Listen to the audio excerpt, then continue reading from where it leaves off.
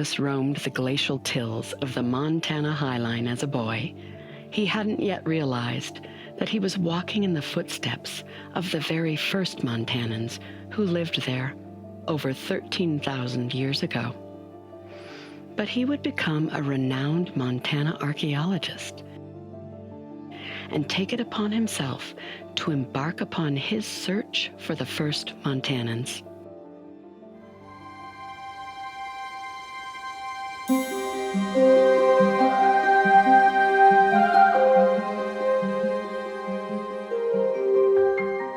This is a story of archaeology in Montana, and one man's quest to find evidence of the first people to live and prosper there.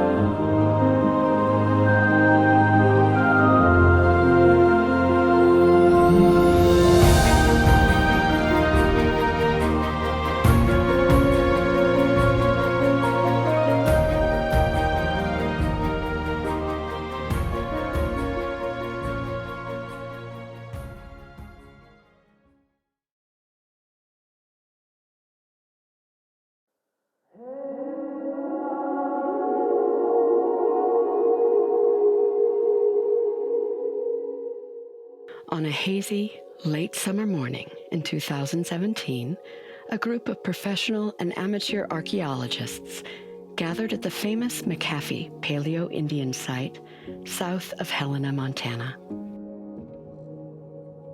Led by Montana archaeologist Patrick Rennie, a former Les Davis student, the group planned to reopen the site in honor of Davis, who had died of a heart attack in 2014. So you've got materials going back right based on radiocarbon dates that would probably extend 9,000 years all the way up to about 2,000. The upper level of sediment contains what looks like a mixture of materials extending back probably 3,000-4,000 radiocarbon years before present. And then it seems like there's pretty much a break, and then you get into some really old stuff we call Paleo-Indian materials.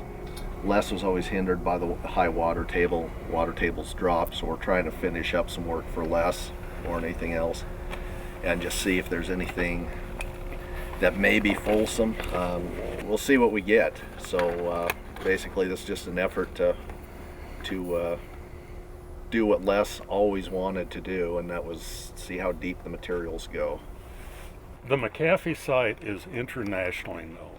It has been recognized as the premier Paleo-Indian site in the Northern Rockies. And the story of its importance really doesn't begin in Montana at all.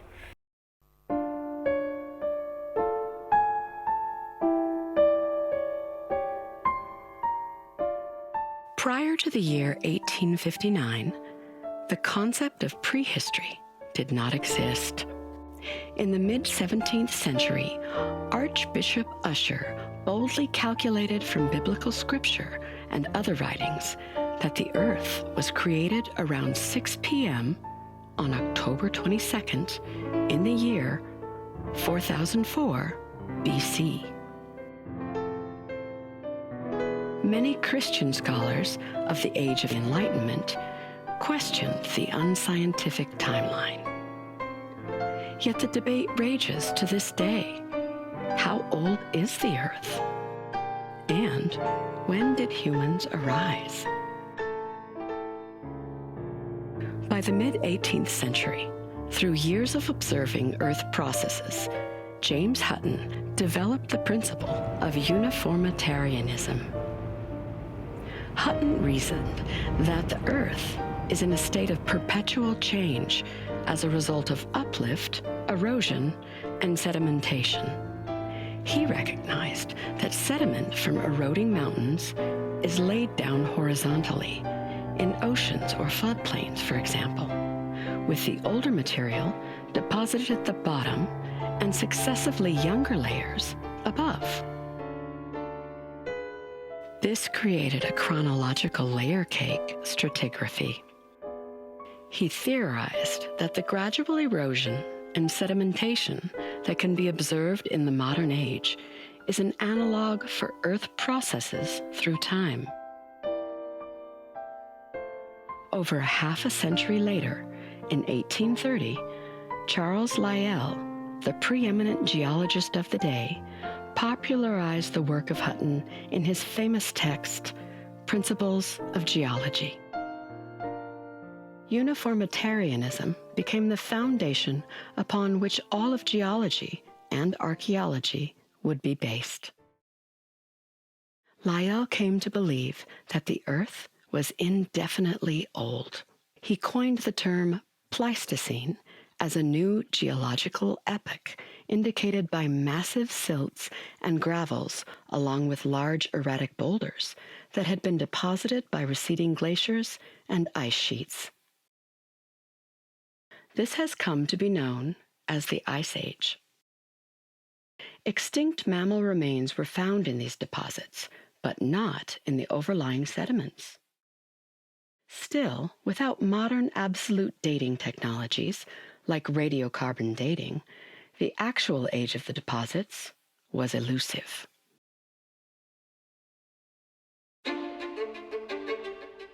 At around the same time, French archaeologist and antiquary Ussher de Pere was finding unusual chipped flints in the Somme River valley of France. He found what appeared to be primitive hand axes in the Pleistocene gravels, and he was certain that the flints were the work of human hands. A few years later, after finding extinct elephant and rhinoceros bones intermingled with the hand axes, Ussher de Pere hypothesized that humans coexisted with the extinct Ice Age mammals. In 1859, Charles Lyell verified the Pleistocene age of the gravels, and Ussher de Pere's theory of the antiquity of man was presented to the Royal Society of London. The theory soon gained near universal acceptance. By establishing the existence of humans in the Pleistocene, Ussher de Pere was the first to confirm the antiquity of humans on Earth. In the same year, Charles Darwin published his general theory of evolution. The stage was set for a revolution in scientific and social thinking. And this great paradigm shift did not go unnoticed across the Atlantic. As civil unrest was brewing in America, the seeds of a new scientific controversy were beginning to germinate in the American scientific community.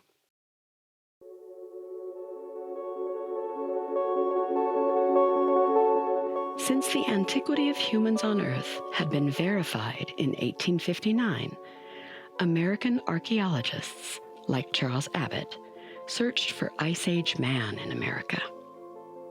Discoveries of chipped stone spearpoints similar to those from the European Stone Age were being found across North America. Abbott, a physician and naturalist, found crude stone tools in the glacial gravels of New Jersey during the 1870s. He claimed to have found glacial man in America and was even called the American Ussher de Pere by some. But not everyone was on board with the idea of Stone Age humans in America. Abbott had powerful detractors from the formidable Smithsonian Institution. William Henry Holmes, of the Bureau of American Ethnology, and his successor, Czech anthropologist Alice Erdlicka, curator at the U.S. National Museum, became the key antagonists in the American Paleolithic controversy. Holmes and Erdlicka, it seemed, went out of their way to disprove strong evidence of ancient man in America. Holmes argued that the primitive stone implements from the New Jersey gravels could simply be preforms or unfinished tools of more modern Indians. Erdlicka known as the Bone Doctor because of his study of human skulls, was an early proponent of scientific racism. He believed that humans entered the Americas no earlier than 3,000 years ago, and if Ice Age humans existed in the Americas, their skeletal remains should look like Neanderthals. The classic story about him being wrong, I think, was he wanted to prove that by the shape of a person's skull, you could determine if they were going to be a criminal or they were prone to insanity or whatever. And he was apparently a very gifted writer and capable of presenting a supremely logical argument for a case that was probably not true.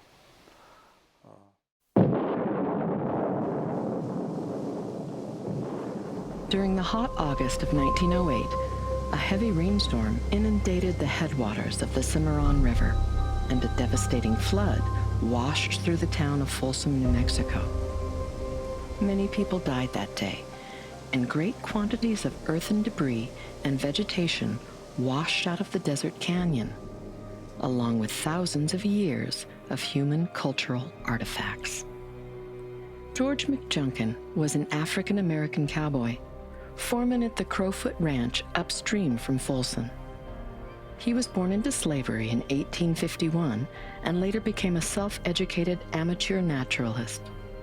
A few days after the storm, McJunkin rode out on his horse to survey the flood damage. In a narrow drainage called Wild Horse Arroyo that was deeply carved out by the torrents, McJunkin spied some unusual bones sticking out of the arroyo wall. He recognized that the bones were abnormally large, and he shared his discovery with a friend and fellow naturalist, Carl Schwackheim. Schwackheim attempted to alert various authorities, but was greeted with skepticism at every turn. Report from a black man, uneducated, from New Mexico, was just discounted. Unfortunately, McJunkin died before his discovery was recognized. It took almost 20 years for Schwackheim to finally convince Jesse D. Figgins of the Colorado Museum of Natural History to take a look. Figgins was impressed and hired Schwackheim to continue the excavation. In 1927, Schwackheim located a delicate fluted spearpoint in situ between two bison rib bones. Paleontologist Harold Cook identified the bones as from an extinct bison species. This placed the age of the spearpoint at more than 10,000 years old, when the giant bison antiquus had become extinct. Despite the ongoing bitter scholarly debate, this was finally enough evidence for most of the scientific community to accept that there was a deep human past in America. Figgins named the site and point type Folsom. Only a few years after the discovery of Folsom verified the antiquity of humans in America, University of Pennsylvania archaeologists unearthed an even older culture beneath the Folsom layer at Blackwater Draw near Clovis, New Mexico. A larger, more crude style of fluted projectile point was found associated with extinct mammoth bones. This newfound Clovis culture would become the most controversial Paleo-Indian discovery in American archaeology, because it quickly became regarded as the first human culture to populate the Americas.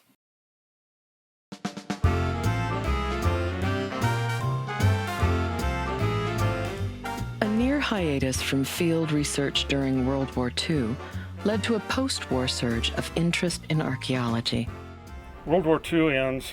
The Corps of Engineers and Bureau of Reclamation begins developing dams up and down the Missouri. and they hear that someplace near East Helena, grade schools are sending their kids out to collect arrowheads. You know, it's a field trip, a field day. And some of these points are unusually large.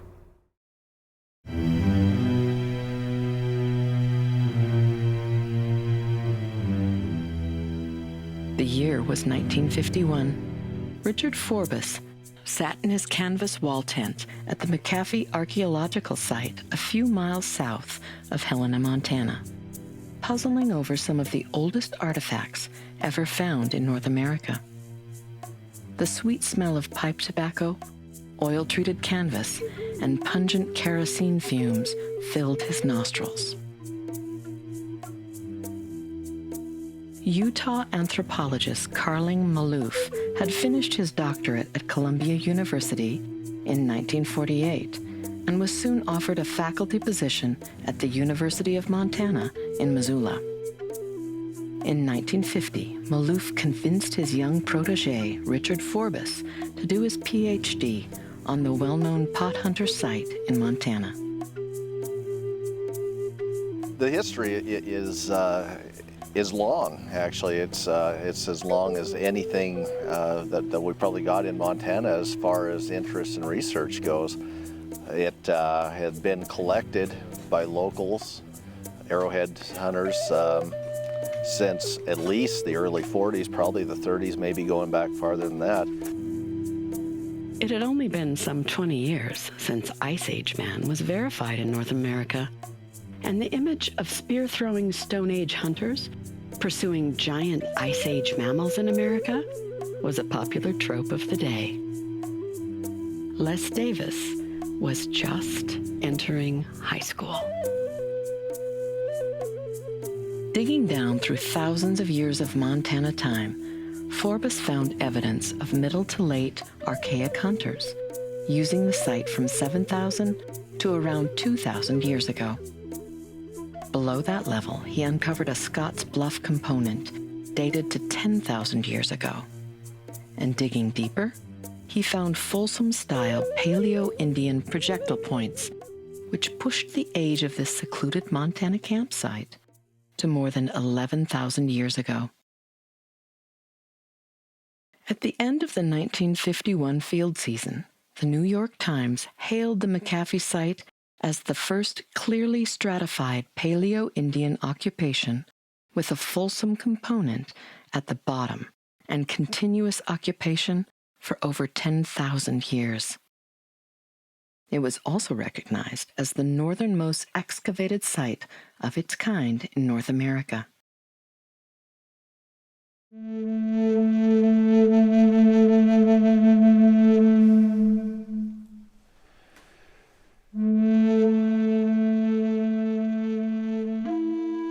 Les Davis later became good friends with Dick Forbes and would come back to MacHaffie numerous times to continue the study of this deep record of human occupation in Montana. In 1989, Davis confirmed the Folsom component at MacHaffie and uncovered traces of Paleo-Indian deposits beneath the Folsom level. But the water table stopped him from going deeper, as it had stopped Forbes almost 40 years earlier. Evidence uncovered by both Forbes and Davis at MacHaffie indicates the site was a seasonal campground where toolmakers chipped flint to make stone tools and spearpoints from easily accessible local stone. While camping at the site, the Folsom people preyed on the now extinct bison Antiquity, as well as wolves, foxes, cottontails, and jackrabbits. We found the remnants of dozens of dinners, bones that had been butchered and cooked for marrow or fat or grease or just stripped of meat. Some that might have tooth marks on them that might have been human, or they might have been dog or whatever. And we were able to identify the different kinds of animals that they ate. Local collectors, local pot hunters knew about this site and had been picking up arrowheads for several years prior to 1951. This profile from a 1998 Les Davis excavation at MacHaffie hit home when they discovered the outline of a vandal's pit in their excavation wall. The shovel pit nearly reached the Paleo-Indian level. No toothbrushes and ice picks were used here.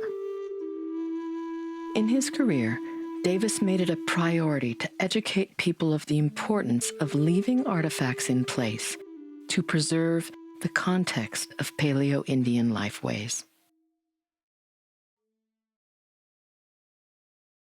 Les Davis came to archaeology in the late 1950s, only 2 decades after the Clovis culture had been accepted as the oldest evidence of humans in the New World. Older archaeologists were raised to believe that there was nothing earlier than glacial gravels. So that Clovis was the earliest. You're not going to find anything that predates the last ice age termination. And so you're looking at 12,500, 800 years or whatever, and we wouldn't find anything older, period. So we didn't look. The theory became known as Clovis-First. It was an elegant and seductive hypothesis. As the theory goes, the Wisconsin glaciation reached its maximum around 21,000 years ago. So much planetary water was imprisoned in the massive Laurentide and Cordilleran ice sheets that sea level around the world was over 100 meters lower than today. The west coast of North America extended as much as 200 kilometers out beyond modern shorelines. Today's Bering Sea was a vast grassy plain connecting Asia with North America. Asian Paleo-Indians crossed the so-called Bering Land Bridge, pursuing herds of woolly mammoth to Alaska. But they were stopped in their tracks on the Alaskan peninsula by a frigid wall of ice. Over time, climate change began to melt the ice barrier. Eventually, an ice-free corridor opened on the east side of the Rocky Mountains around 13,000 years ago. This provided a pathway for the Clovis people to migrate south of the ice. According to the Clovis-First theory, these intrepid explorers were the first people to populate the Americas. We operate with such blinders on, whatever our training was. It's hard to ever get out of that mindset and to keep moving along with changing concepts. But, it was hard not to be trapped in the Bering Land Bridge is the only possibility. And it controlled the mind of Western American archaeologists from that moment forward. The southern exit of the ice-free corridor spilled right onto the windswept plains where Davis grew up. To the nascent thinking of Les Davis, the first stop of Paleo-Indians entering the New World was Montana.